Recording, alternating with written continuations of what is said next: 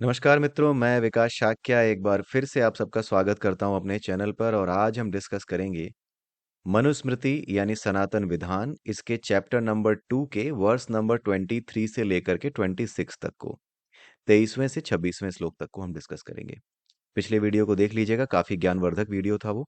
और जितने भी गलत फहमियां हैं उन सब गलत फहमियों को धीरे धीरे दूर हम कर रहे हैं इस चैनल के माध्यम से। और मुझे बहुत अच्छे फीडबैक मिल रहे हैं, यहाँ तक कि कुछ ऐसे लोग जो कि वामपंथी भी रहे हैं, वहाँ से भी मुझे बहुत अच्छे फीडबैक मिले हैं कि हम जिन चीज़ों को जानते थे अब तक वैसा कुछ नहीं है।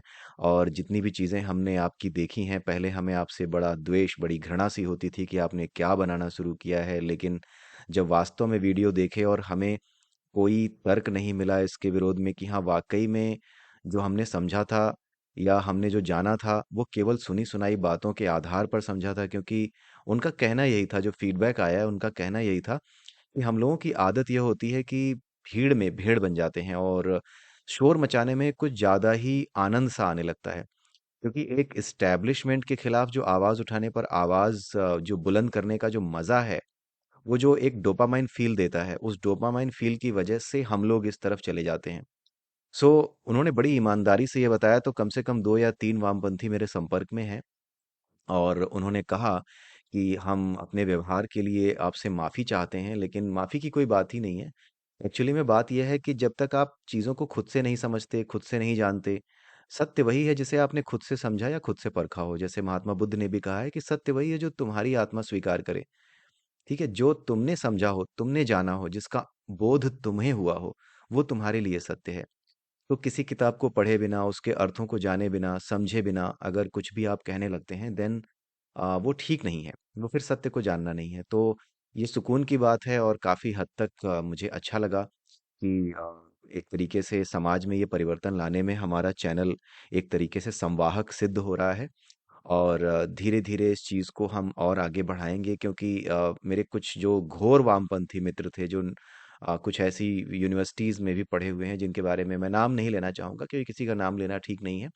लेकिन वहाँ से निकलने के बाद उन्होंने बताया कि वहाँ पे एक माहौल बनाया जाता है, और हमारे यहाँ क्या है कि जो भी चीज़ें हैं वो कही-कहाई और सुनी-सुनाई बातों पे ही चलती रहती हैं। अगर कोई चीज़ चली आ रही है जिसके बारे में हमें पता है कि ये बुरी ही है, तो हम उसको देखते नहीं कि आखिर में इसमें बुरा क्या है। चलो अगर बुरा है भी, तो चलो देखा तो जाए कि इसमें क्या बुराई है, वो भी नहीं देखा हमने, राइट?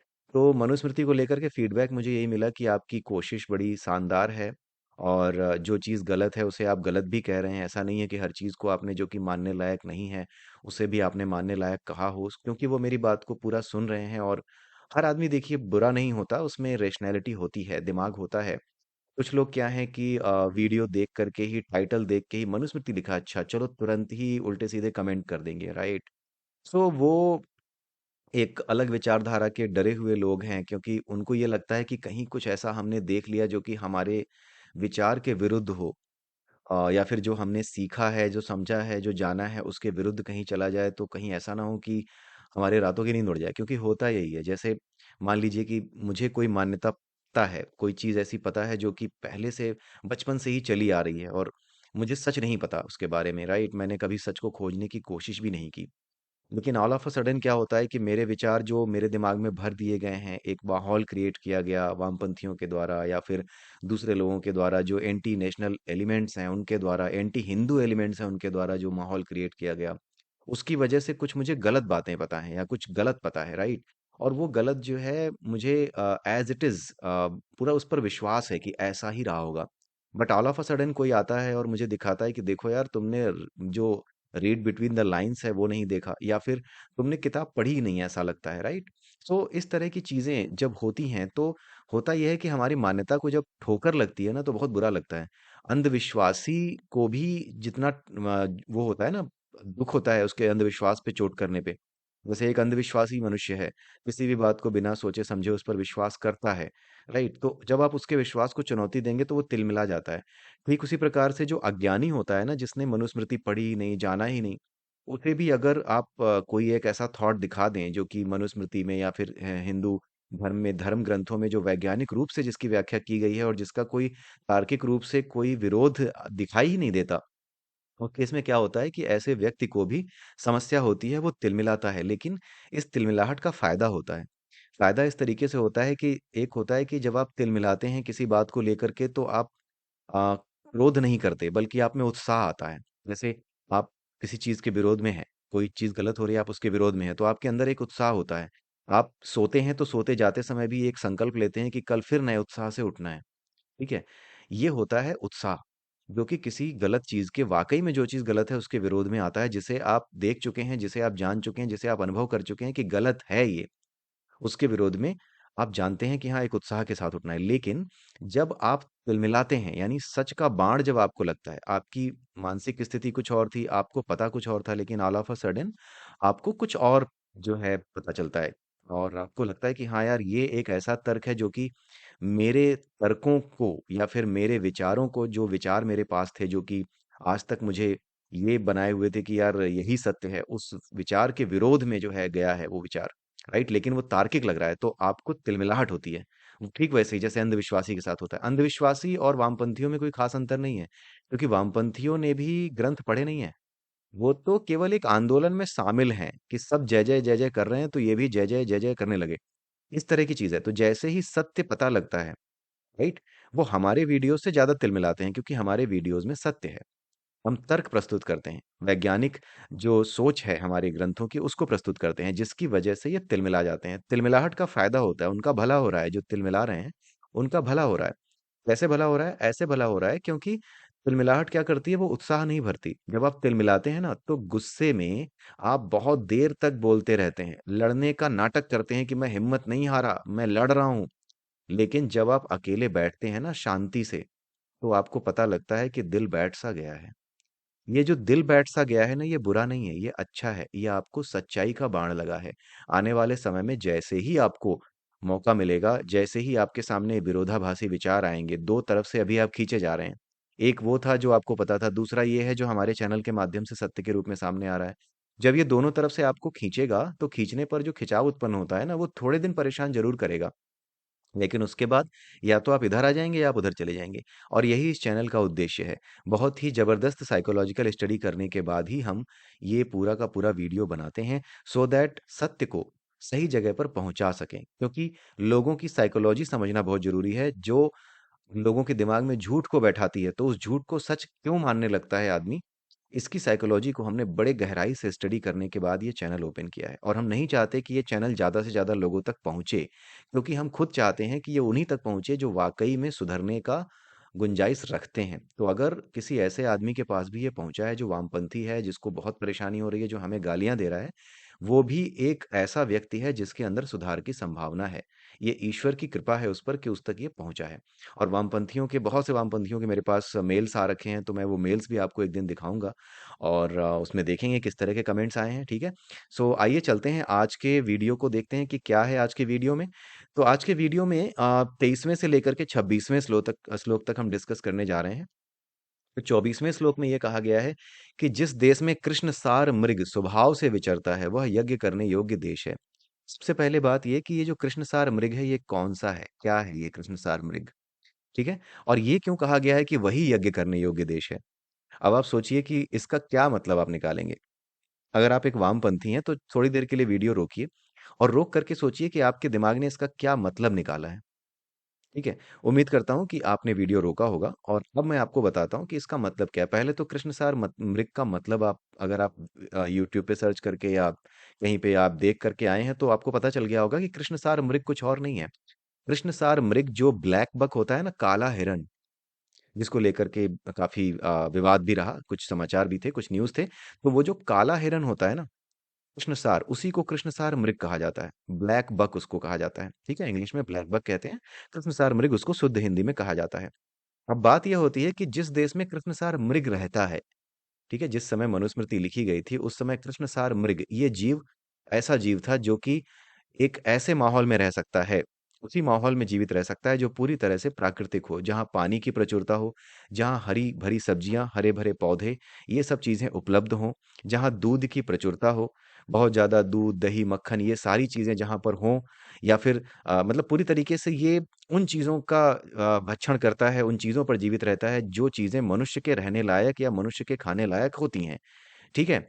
अब बात ये है कि यज्ञ क्या है? अब देखिए यज्ञ को लेकर के बहुत से लोग हमेशा गलतफ़हमी में रहते हैं कि यज्ञ का मतलब केवल ये हवन-ववन करना है, राइट?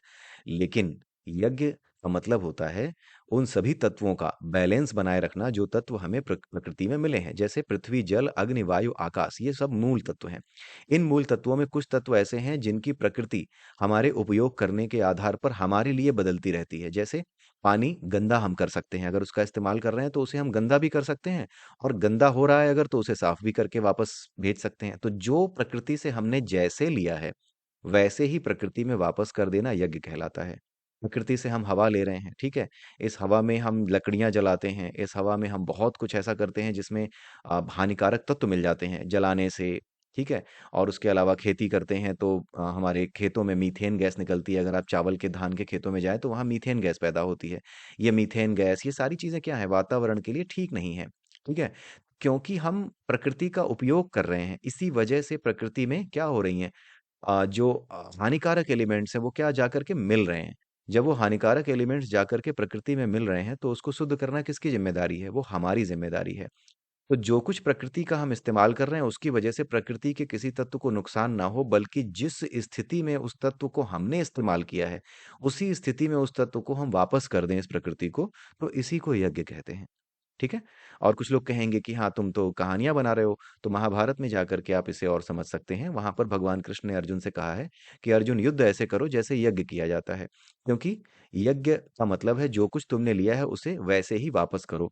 तो युद्ध में हम क्या ले लेते हैं? युद्ध में हम समाज की शांति ले लेते हैं। समाज की शांति भंग हो जाती है, समाज की शांति खतरे में पड़ जाती है। तो शांति को नष्ट करके आप युद्ध करते हैं, तो शांति को एक ओर रख के या फिर शांति को खींच करके आप युद्ध करते हैं। इसलिए युद्ध अगर आप कर रहे हैं, तो जो चीज़ आपने खींची है यानी शांति, उसी को वापस करें।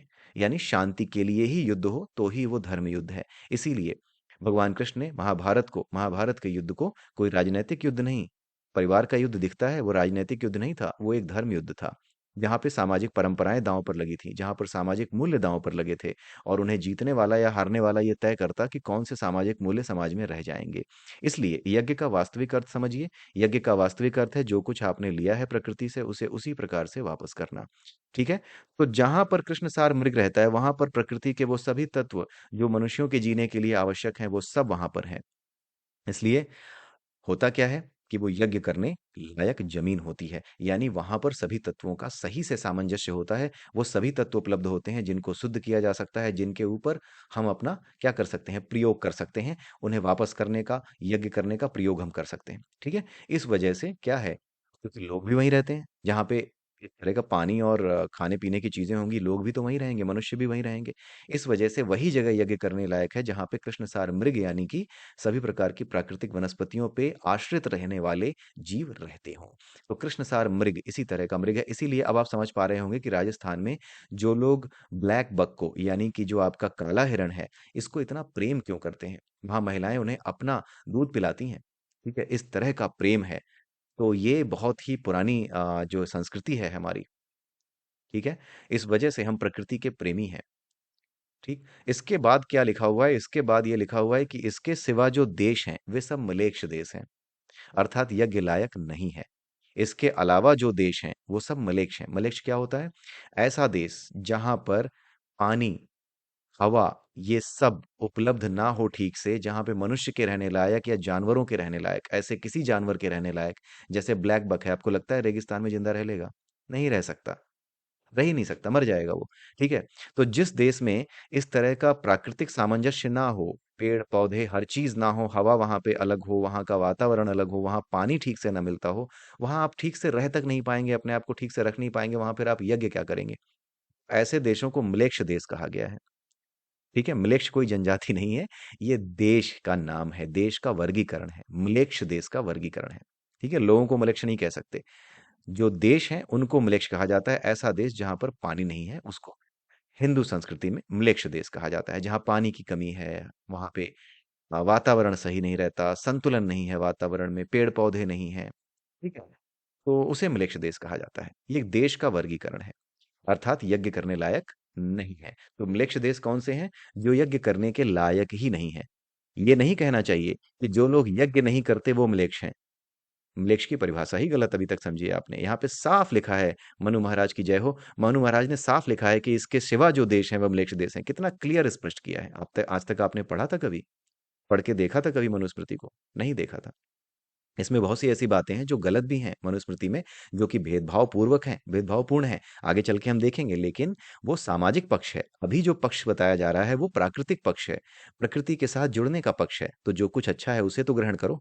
उसके बाद जो कुछ इसमें गलत था, सही नहीं था, वो तो वैसे भी याज्ञवल्क्य स्मृति में और आगे आने वाले महान ऋषियों ने उसे पहले पहले ही खारिज कर दिया। याज्ञवल्क्य स्मृति में मनुस्मृति की बहुत सी चीजों को खारिज किया गया। उसके बाद याज्ञवल्क्य स्मृति के बाद आई आपकी नारद स्मृति, उसमें बहुत सी चीज़ों को खारिज कर दिया गया। नारद स्मृति के बाद आई आपकी देवल स्मृति, जिसमें बहुत सी चीज़ों को हटा दिया गया, जहाँ पर आपको जो लोग हिंदू से मुस्लिम बन गए थे, उन्हें वापस अगर धर्म में वापस आना है अपने, तो उसकी क्या विधियाँ हैं, वो सब क्या करना होगा, कैसे वापस लाया जा सकता है, किस प्रकार के परिवर्तन करने होंगे, वो सब देवल स्मृति में लिखा गया है। तो ये स्मृतियाँ जो सामाजिक पक्ष हैं, वो सामाजिक पक्ष ये बताता है कि किस तरीके से समाज बदला है।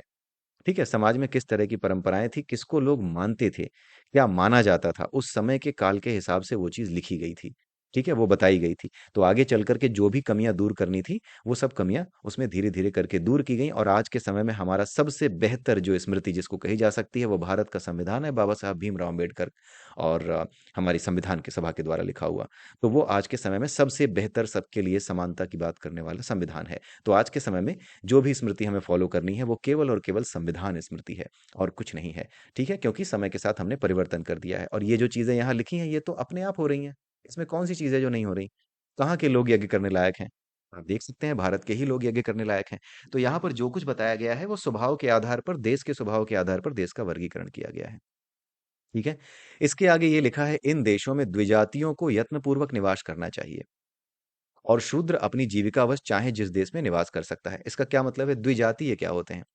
द्विजातीय वो होते हैं जो ब्राह्मण हैं, क्षत्रिय हैं, वैश्य हैं। यानी जिनका काम शिक्षा देने का है, या फिर व्यापार करने का है, या फिर शासन प्रशासन चलाने का है। इसके लिए क्या चाहिए? इसके लिए ज्ञान चाहिए, शिक्षा चाहिए, बुद्धि चाहिए। और जिन्होंने शिक्षा के लिए प्रयास किया है, उन्हीं के पास ये बुद्धि हो सकती है। ठीक है? क्योंकि जो भी वर्ण है, जो भी हमारे यहाँ वर्ण बनाए गए हैं, वो सब के सब किसके आधार पर हैं? चेतना के आधार पर हैं। अपनी चेतना, अपने कर्म के आधार पर आपने जिस प्रकार से विकसित की है, वैसे ही वर्ण के आप जाने जाएँगे। अगर आपने अपनी चेतना पढ़ने, पढ़ाने, ज्ञान लेने, ज्ञान देने, या फिर चीज़ों को गहराई से समझने के स्तर पे विकसित की है, तो आप ब्राह्मण में गिने जाएँगे। अगर आपने अपने शरीर को मजबूत बनाया है, अपनी बुद्धि को इस प्रकार से विकसित किया है कि आप राजनीति को समझ सकें, अर्थशास्त्र को समझ सकें, इकोनॉमिक्स को समझ सकें, और देश की व्यवस्था को, लोगों के सुख के लिए कार्य कर सकें, तो आप क्षत्रिय हैं स्वभाव से। और अगर आप व्यापार करने के अनुकूल हैं, तो आप वैश्य हैं। लेकिन अगर आपने पढ़ाई-लिखाई नहीं की है, अगर आपकी चेतना विकसित ही नहीं है, सुबह उठते हैं, सुबह उठते ही दारू का पैक लगा लेते हैं, ठीक है? आपको पता ही नहीं है कि आपके जीवन का उद्देश्य क्या है। जीवन छोड़िए, सुबह उठते हैं, दारू पी लेते हैं, तो दिन का भी उद्देश्य पता नहीं है कि आज के दिन का क्या उद्देश्य होगा। तो जो लोग इस प्रकार के हैं, ये स्वभाव से क्या हैं? शूद्र हैं। जिनका ऐसा स्वभाव है, जिनकी ऐसी चेतना है, वो शूद्र हैं। चाहे वो किसी भी वर्ण में, किसी भी धर्म में पैदा हुए हों। जो व्यक्ति बिल्कुल तम में रहता है, अंधकार में रहता है, जिसको कुछ नहीं पता कि उसे क्या निर्णय लेना है, किस प्रकार से कार्य करने हैं, वो क्या है? वो शूद्र है। तो यहाँ पर ये बताया गया है कि जो ब्राह्मण हैं, क्षत्रिय हैं, वैश्य हैं, यानी जिनको कर्म करना है, जो अपनी बुद्धि का इस्तेमाल करके किसी भी एक विशेष प्रकार के कर्म को कर सकते हैं, यानी जिनको बाहर से सहयोग की ज़रूरत नहीं है, कि जिनको आज्ञा की ज़रूरत नहीं है कि तुम ये काम लो। कुछ लोग कहते हैं ना, सर हमें कुछ काम दे दो। जो भी व्यक्ति ये कहता है मुझे कुछ काम दे दो, वो शूद्र ही है। आज के समय में हम लोग भी ऐसे ही हैं। प्रोजेक्ट चला गया, कुछ काम मिल जाए यार, किसी जगह पे कोई प्रोजेक्ट मिल जाए यार, क्योंकि हम इस तरह से अपने मस्तिष्क को विकसित कर चुके हैं कि जब तक कोई प्रोजेक्ट नहीं होगा, कोई काम नहीं देगा, तब तक हम काम ही नहीं कर पाएंगे। हमारे यहाँ एंटरप्रेन्योरशिप को ऐसी ही विचारधारा के साथ समाप्त किया गया, नौकर बना करके। हमें शूद्र बना करके ही छोड़ा गया। हम चाहे ब्राह्मण हो, क्षत्रिय हो, वैश्य हो, शूद्र हो, आज की तारीख में अधिकतर लोग शूद्र हो चुके हैं। जो एंटरप्रेन्योर है, बस वही, उसी को समझिए कि वो वैश्य है या फिर वो क्षत्रिय है। अदरवाइज हम सारे ही सारे, चाहे कितने भी पढ़ लिख के आगे बढ़ जाएं, और अगर हम ये सोचते हैं कि कुछ हमें दे दो यार, कोई प्रोजेक्ट मिल जाए यार, कहीं देख लो यार, कहीं पे कुछ काम हो, राइट? तो हम सब शूद्र ही हैं अगर ऐसी विचारधारा के साथ रहते हैं। तो जो शूद्र होता है वो अपने आप सोच नहीं पाता, एंटरप्रेन्योर नहीं है वो अपने आप से निर्णय नहीं ले सकता। उसे अपनी जीविका चलाने के लिए किसी न किसी पर निर्भर रहना पड़ता है कि मुझे कुछ काम दे दो। या तो अपने आत्मसम्मान से समझौता करेगा या फिर अपने आत्मसम्मान के साथ जिएगा भी तो जितनी नौकरी मिल गई, जितनी सैलरी मिल गई उस पे जिएगा।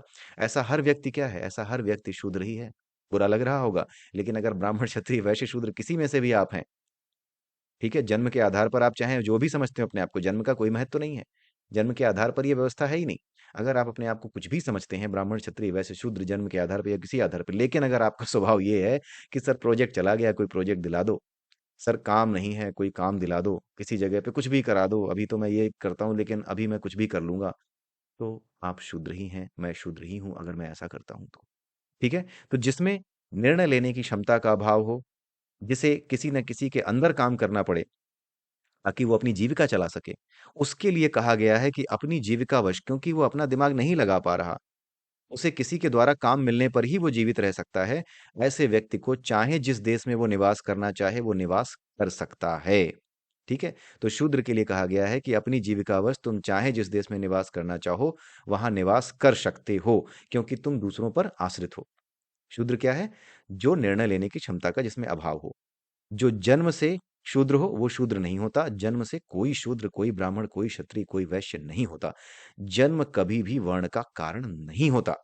इस बात को कितनी बार, कितनी जगह भगवत गीता, पुराणों में हर जगह समझाया गया है, लेकिन एक जिद पाल रखी है मूर्खों ने, धूर्तों ने, कि गलत बात फैली हुई है तो हमें फैलानी ही है। वही जो शुरू मैंने बताया, विचार को, अंधविश्वास को जब चोट पहुंचती है तो तिलमिलाहट होती है। इस तिलमिलाहट की वजह से ये सब चीजें हो रही हैं। तो इसमें हुआ क्या है? यहाँ पर यह बताया गया है कि इन देशों में द्विजातियों को, यानी जो म्लेच्छ देश है वहां पर द्विजातियों को नहीं रहना चाहिए, लेकिन शूद्रों को कहीं पर भी रहने की आज्ञा है, कहीं पर भी वो रह सकते हैं। क्यों? क्योंकि वो अपनी जीविका अवश्य, उनको नहीं पता, उनको ज्ञान नहीं है, यज्ञ का मतलब उन्हें नहीं पता है। राइट? वो नहीं जानते कि क्या मॉडस ऑपरेंडी है जिसकी वजह से हम क्या करें, कि जो चीज हमने प्रकृति से जैसे ली है वैसे ही वापस करें, उन्हें नहीं पता है।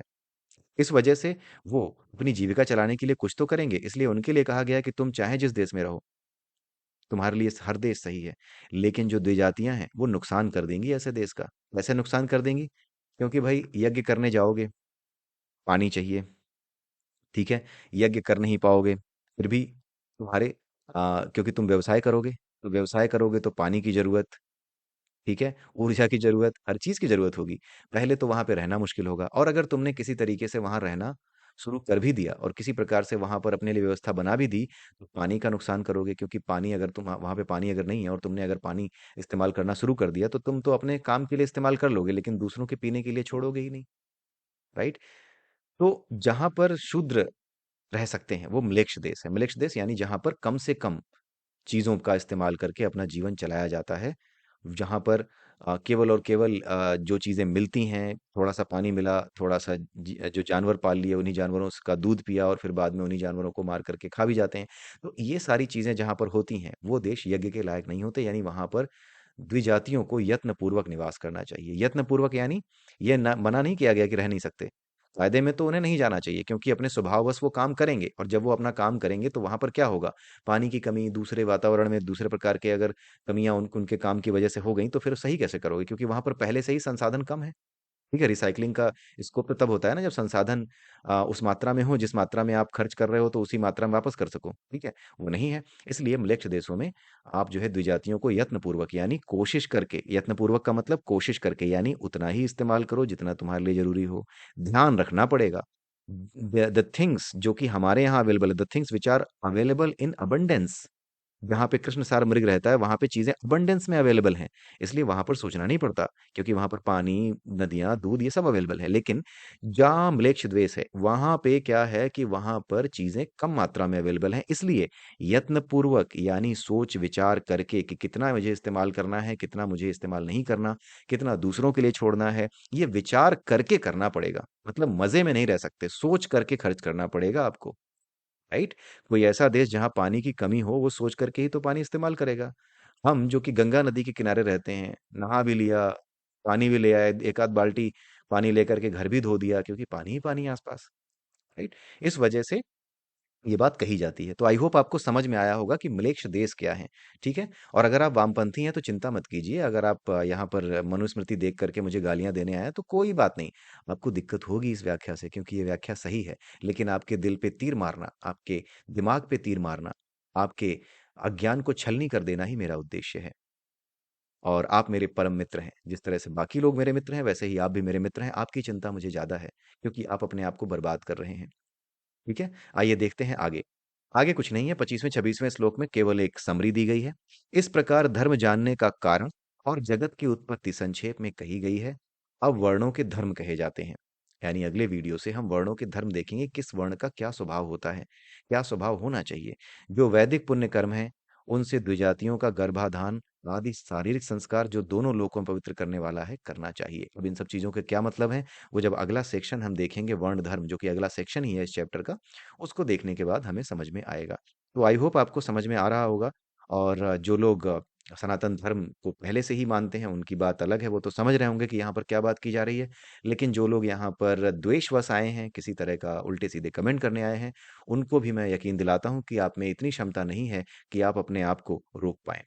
आपको गुस्सा ज़रूर आ रहा होगा, लेकिन मैं आपको बता दूँ, क्रोध का कवच विनम्रता के बाणों को नहीं रोक सकता, सत्य के बाणों को नहीं रोक सकता, वो आपको छलनी करेंगे ही करेंगे। और आपका कवच जो क्रोध का है या द्वेष का है, वो टूटेगा, चकनाचूर होगा, आपको चोट लगेगी, परेशानी होगी, लेकिन ये आपके भले के लिए है। तो इसी के साथ मैं यहाँ पर अपने आप को विराम देता हूँ, अगले वीडियो में फिर मिलेंगे, तब तक के लिए जय श्री कृष्णा, जय श्री राधे, जय सिया राम, जय मनु महाराज।